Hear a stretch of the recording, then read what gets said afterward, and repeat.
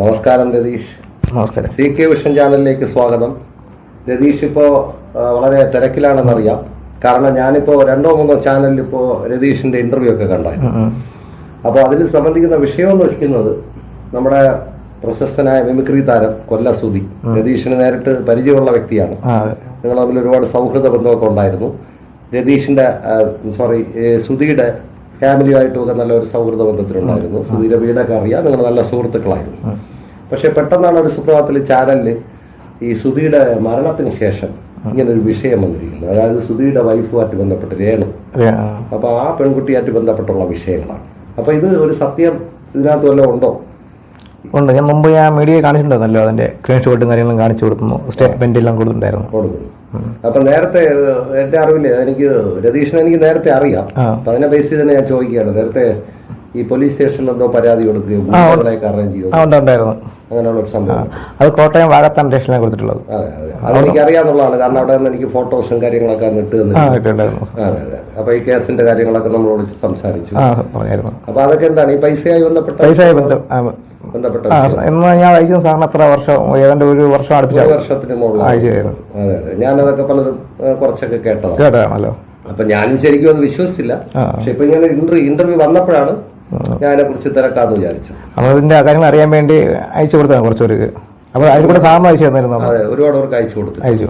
അപ്പൊ ഇപ്പൊ രതീഷുമായിട്ടുള്ള ഈ പെട്ടെന്നൊരു ഇഷ്യൂന് എന്താണ് കാരണം? കാരണം രതീഷിന് ഈ ഒരു സംഭവം ഈ ബിഗ് ബോസ് എന്ന് പറയുന്നതിൽ രേണു എത്തിയതിനു ശേഷമാണോ ഇങ്ങനെ ഒരു രഹസ്യം ഉണ്ട്? കിട്ടാൻ വേണ്ടി താങ്കൾ മനഃപൂർവ്വം ഒരു ഗൂഢാലോചന? അല്ല, അങ്ങനെയല്ല. ഇത് ഞാൻ പറയാം, ഞാൻ ഇതിന് മുമ്പ് ബിഗ് ബോസിൽ പോകുന്ന മുമ്പ് ഞാൻ 2 ദിവസം ഈ രേണുവിന്റെ നമ്പറിൽ ബ്ലോക്കാണ്. അവര് ഫ്രണ്ടുണ്ട്, പുള്ളിക്കാരുടെ ഫ്രണ്ടിന് ഞാൻ പറഞ്ഞു. പുള്ളിക്കാരുടെ ഫ്രണ്ട് തന്നെ പറയുന്നുണ്ട് എന്തെങ്കിലും തെളിവുണ്ടെങ്കിൽ പൈസ തരാന്ന് പറഞ്ഞിട്ടുണ്ട്. അങ്ങനെ എന്തെങ്കിലും തെളിവ് താങ്കളുടെ ഉണ്ട്. ഞാൻ സ്റ്റേറ്റ്മെന്റ് എടുത്തായിരുന്നു. ഇത് പറഞ്ഞപ്പോഴേ ഞാൻ പറഞ്ഞു അങ്ങനെയാണെങ്കിൽ സ്റ്റേറ്റ്മെന്റ് എടുത്തരാന്ന് പറഞ്ഞു. ഇത് എടുത്തു കൊടുത്തിട്ട് ഒരു അനക്കവും ഇല്ല. അവര് ഈ ഒരു അനക്കവും ഇല്ല. നമ്പർ ബ്ലോക്കാണ്. അല്ല, കൂട്ടുകാർ നമ്പർ ഇപ്പോഴും ബ്ലോക്ക് അല്ല. ഈ 4000 രൂപ എനിക്ക് തിരികെ കിട്ടണം. ഞാൻ സാമ്പത്തികമായിട്ട് വലിയ ബുദ്ധിമുട്ടാണ്, അമ്മയുടെ ചികിത്സയുടെ ആവശ്യത്തിനാണ്. അപ്പൊ എനിക്ക് ആ പൈസ കിട്ടിയെങ്കിൽ കൊള്ളാമായിരുന്നു എന്ന് രേണുവിനെ എപ്പോഴെങ്കിലും അറിയിക്കാൻ വേണ്ടി നന്നായിട്ട് ശ്രമിച്ചു. പറഞ്ഞിട്ടുണ്ട്. ഒരു ശബ്ദം പോയതിന്റെ സാധനം അറിയാലോ, ഓപ്പറേഷന്റെ പറഞ്ഞിട്ടുണ്ടായിരുന്നല്ലോ. അപ്പോഴൊന്നും യാതൊരു പ്രതികരണമില്ല. അങ്ങനെ ഈ സുധി മരിച്ചതിന് ശേഷമാണോ ഈ സാമ്പത്തികമായൊക്കെ സഹായിച്ചത്? മുമ്പ് ചേട്ടന് സുധിയേട്ടന് പൈസ സഹായിക്കുന്നുണ്ടായിരുന്നു. അങ്ങനെ ഉണ്ട്. അപ്പൊ നിങ്ങൾ സൗഹൃദ ബന്ധത്തിന്റെ പുറത്ത് സുധിക്കും സഹായിച്ചിട്ടുണ്ട്. അപ്പൊ ഈ മരണത്തിന് ശേഷമാണ് ഈ അതങ്ങനെ പൈസ ചോദിച്ചിട്ടാണോ കൊടുക്കുന്നത്? താങ്കൾ സ്വയം അറിഞ്ഞു കൊടുത്തതാണ്? ആവശ്യപ്പെട്ടിട്ട് തന്നെയാണ്. കുട്ടികളുടെ ആവശ്യത്തിനോ അങ്ങനെ ആവശ്യമില്ല.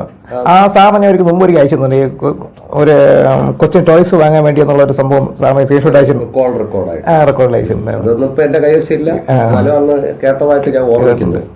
അപ്പൊ ഇനിയിപ്പോ നിങ്ങൾ തമ്മിലുള്ള ശരിക്കുള്ള വിഷയം എന്താണ്? വിഷയം ഇതാണ്. പിന്നെ ചീത്ത വിളിച്ചു സാർ ഒരിക്കലും സാറിന് കേട്ടിട്ടുണ്ടായിരുന്നു, ചീത്ത വിളിക്കുന്നതും പൊളിറ്റീഷ്യനെ വിളിച്ചതും എല്ലാം. അല്ല, നിങ്ങൾ തമ്മില് നല്ല ഈ സുധിയുടെ മരണത്തിന് ശേഷം നല്ലൊരു സൗഹൃദ ബന്ധത്തിലായിരുന്നു. എന്തുകൊണ്ടാണ് അത് പെട്ടെന്ന് ഇങ്ങനെ തകരുന്നത്? പെട്ടെന്ന് മാസമായി ഈ ഒരു കോണ്ടാക്ട് ഇല്ലാതായിട്ട്? ഇപ്പൊ ഏതാണ്ട് ഒരു 6-7 മാസം കൂടുതലാവും തോന്നുന്നു. പെട്ടെന്നൊരു ശത്രുത വരാനുള്ള കാരണം? രതീഷ് നല്ലൊരു ഫ്രണ്ട് ആയിരുന്നല്ലോ. അപ്പൊ രതീഷിന്റെ അടുത്ത് പെട്ടെന്നൊരു ശത്രുത ഈ പുള്ളിക്കാരി ഒരിക്കലും ഞാൻ വീട്ടിൽ പോയിരുന്നല്ലോ സാർ, മീഡിയ കണ്ടല്ലോ. വീട്ടിൽ പോയി ഇതൊക്കെ സുധീറിന്റെ കാര്യം ഒന്നും അറിയണ്ട. സുധീറിന്റെ ഫോട്ടോ ഞാൻ ഒരിക്കൽ ഫ്രെയിം ചെയ്ത് കൊടുത്തായിരുന്നു, കല്യാണ ഫോട്ടോ ആയിട്ട്. അപ്പൊ അവർക്ക് സുധീരായിട്ടുള്ള ഒരു ബന്ധമില്ല, അതിന് കാണണ്ട. ആ സുധീറിന്റെ വണ്ടി ഞാൻ സാറിന് പറഞ്ഞിട്ടുണ്ടായിരുന്നു, കാറ്, മാരുതി കാർ. അത് അവിടെ കിടന്ന പായൽ പിടിച്ചും കേടായി എല്ലാം കിടക്കണ്ടായിരുന്നു.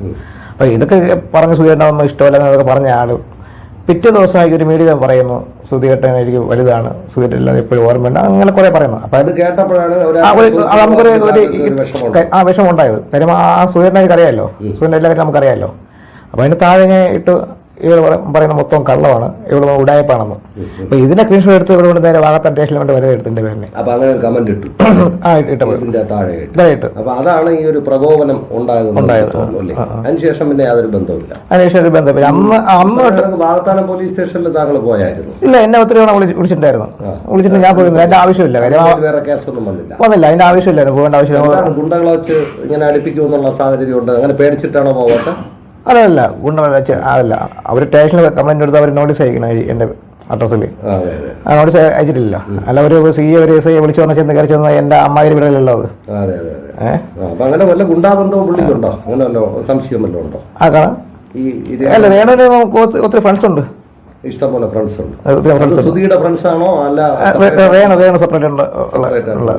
സുധീര രേണുവിന്റെ സ്ഥലം നമ്മളെ കറക്റ്റ് സ്ഥലം പേര് ഞാൻ നമ്മൾ കോട്ടയത്ത് ഇറങ്ങണം, കോട്ടയം പോകണ്ട അത്. അപ്പൊ വാകത്താനം സ്റ്റേഷനിലല്ലേ? അപ്പൊ അവരുടെ അതിർത്തി വാകത്താനം സ്റ്റേഷനിലല്ലേ? അപ്പൊ അതിന്റെ അടുത്തുള്ള സ്ഥലമായിരിക്കും. അടുത്തുള്ള സ്ഥലം. വിവാഹം കഴിഞ്ഞതിന് ശേഷം എവിടെയാണ് താമസിച്ചിരുന്നത്? അവർ പഴയ വീട്ടിലാണ് താമസിച്ചത്, നമ്മളെ കോട്ടയം. കോട്ടയം അങ്ങ് പോകണ്ട സ്ഥലം പറയുന്നത്. കൊല്ലം സുധി എന്നുള്ള പേരുണ്ടെങ്കിൽ കോട്ടയത്താണ് സെറ്റിൽ ചെയ്തത്. ഇനിയിപ്പോ ഫൈനലായിട്ട് ചോദിക്കുകയാണ്, പല ഇന്റർവ്യൂകളിലും പല കാര്യങ്ങളും പറഞ്ഞിട്ടുണ്ട്. ഈ ഒരു ഇന്റർവ്യൂ 2-3 ചാനലിൽ വന്നതിന് ശേഷം ഈ രേണുവിന്റെ ഭാഗത്ത് നിന്ന് ഇതിനെ കുറിച്ച് എന്തെങ്കിലും ഒരു മറുപടി ഇല്ല, ഉണ്ടാകത്തില്ല. കാര്യം അവർക്ക് തന്നെ അറിയാം, വീട്ടിലെ കുടുംബത്തിന് എല്ലാവർക്കും തന്നെ അറിയാം, കാര്യങ്ങളെല്ലാം അറിയാം. രേണുവിന്റെ കുടുംബത്തിൽ സുധീരെ മക്കൾക്കും അറിയാം, മൂത്തൊക്കെ അറിയാം. കൊച്ചിനെ അപ്പ നല്ല വിളിക്കും, സാറിന് പറഞ്ഞ അപ്പ നല്ല വിളിക്കുന്ന. അപ്പൊ അവനത്രയ്ക്ക് അറിയാം. സുധിയായിട്ട് നമ്മൾ എന്നെ വിളിക്കുന്നത്.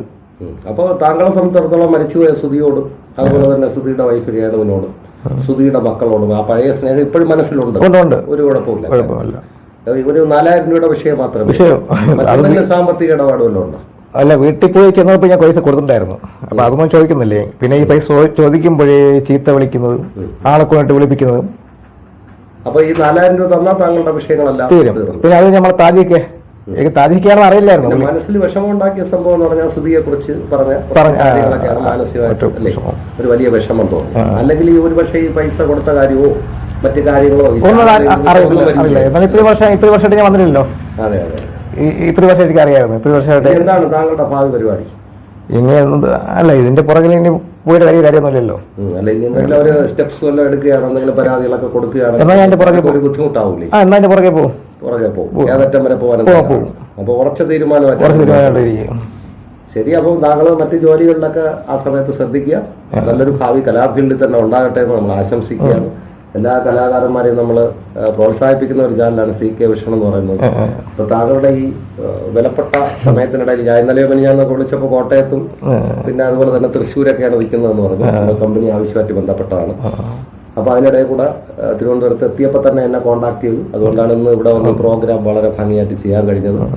അപ്പോൾ വിലപ്പെട്ട സമയം ഞങ്ങളോടൊപ്പം ചെലവഴിച്ചതിന് ആ ഒരു രഹസ്യങ്ങൾ എന്ന് പറയാൻ പറ്റില്ല, പരസ്യങ്ങളാണ്, ചാനലിലും പറഞ്ഞു. അപ്പൊ ഇതൊക്കെ നമ്മളുമായിട്ട് പങ്കുവച്ചതിൽ ഒരുപാട് സന്തോഷം. തുടർന്ന് നല്ലൊരു ഭാവി ഉണ്ടാവട്ടെ എന്ന് ആശംസിക്കുന്നു. നന്ദി, നമസ്കാരം.